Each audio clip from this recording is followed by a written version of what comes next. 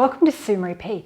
I'm excited today. I'm going to share how to make an easy kimchi, which is absolutely delicious, great for your digestion and stomach, and it's something that you only need natural ingredients and a little bit of time.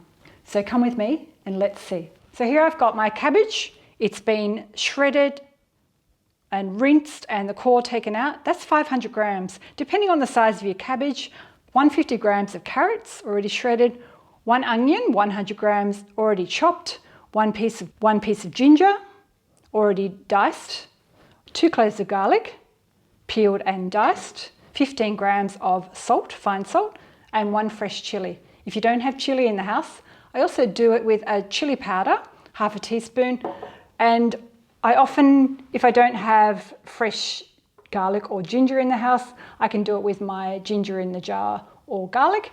It's not 100% natural, so today I wanted to show you all just natural ingredients.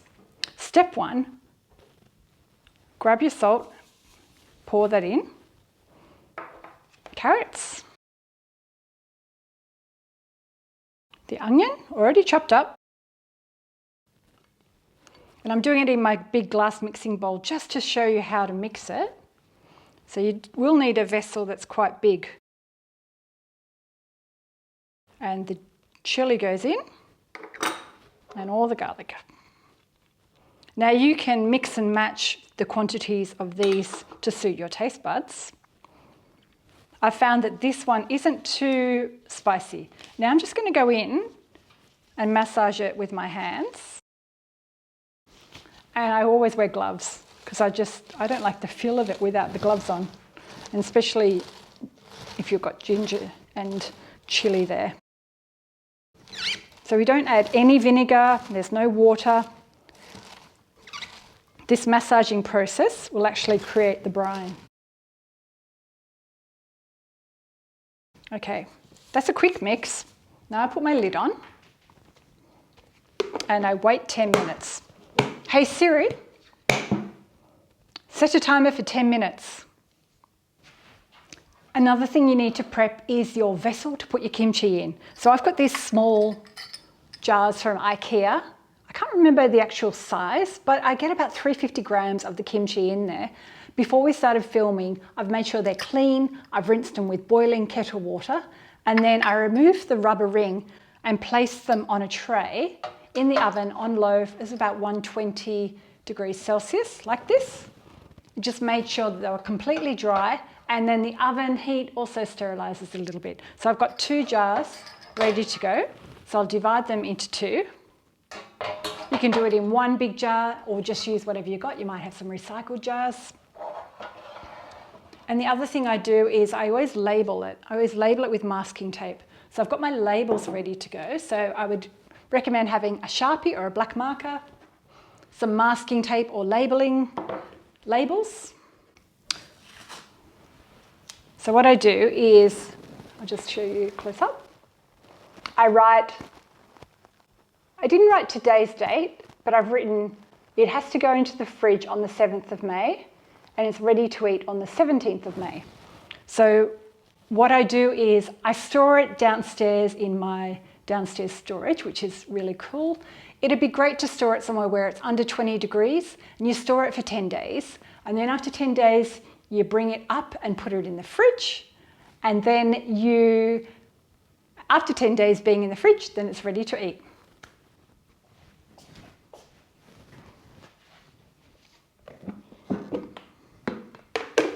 So now the salt has started sweating a little bit with the cabbage. Now we need to create the brine.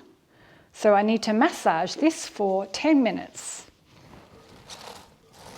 So it's already shrunk a little bit. Hey Siri, set a timer for 10 minutes.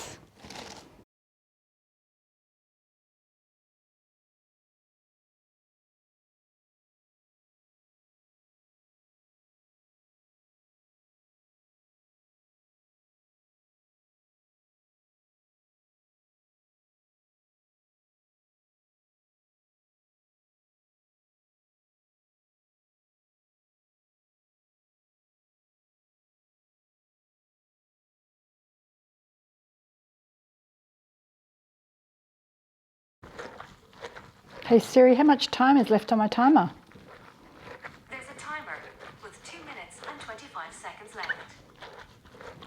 2 minutes to go, and look at that. It's like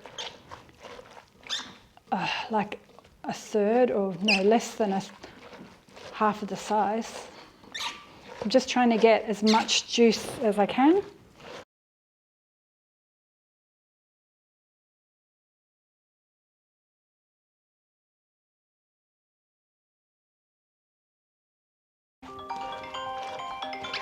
So that's my 10-minute timer going off. Hey Siri, stop timer. And let's see if I've got enough juice. I'm just going to go for a little bit longer, just to create a little bit more brine.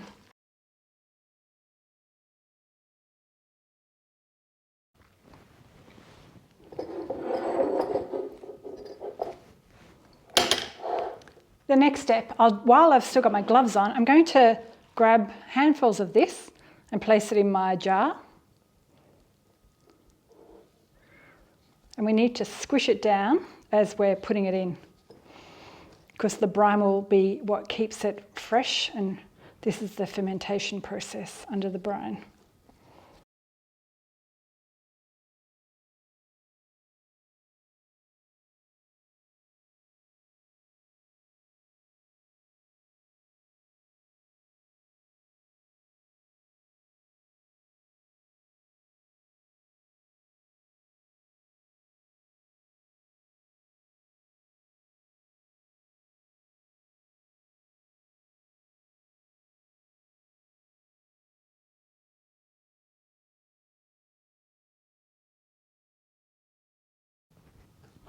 So look at all that delicious brine coming from the top.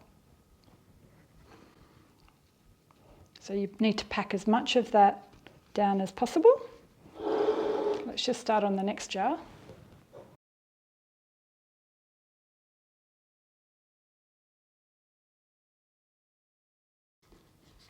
And the tip also is don't overfill your jars, because they might start bubbling and coming out of the seal. I've made that mistake before. I'm just going to try and get all of these vegetables up.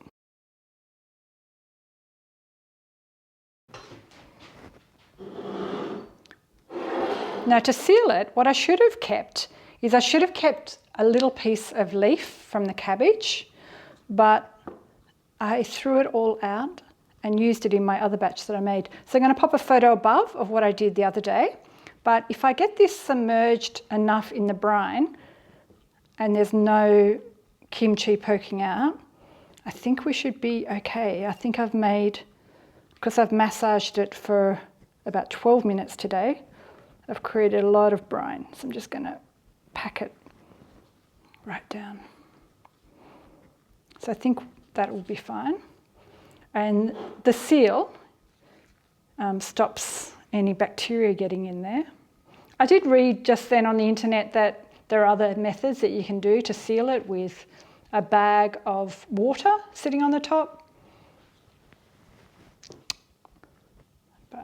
or another person said flour or rice. But I think this natural brine will be fine. And the fresh chili looks so vibrant today. Just going to remove my gloves. So the last step I do is I grab some paper towel, or you can use a cloth, and I just clean around the lid, just so there's nothing that's going to create any bacteria.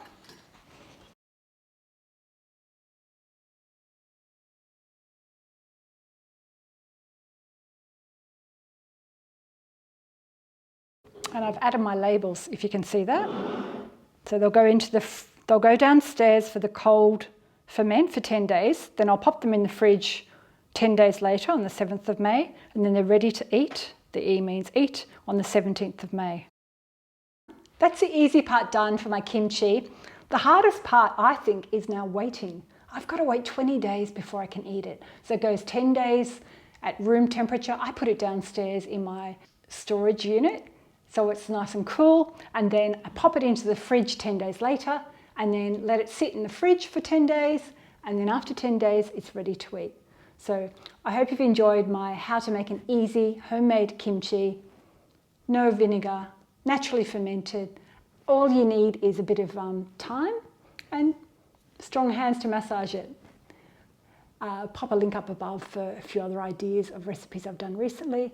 Thanks for watching. Don't forget to jump over to simrikp.com. You can become a member of my newsletter and you get some extra videos.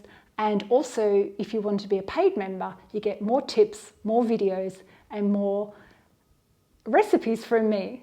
And it costs only a little bit of money per month or annually. Thanks for watching, and I'll see you next time. All those links will be down below. Hej då from Sweden!